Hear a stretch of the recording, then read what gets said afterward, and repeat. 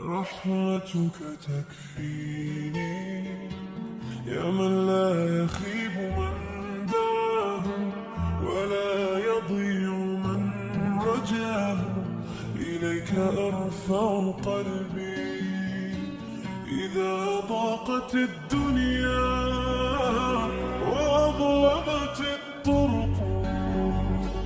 ذكرت أن رحمتك أوسع من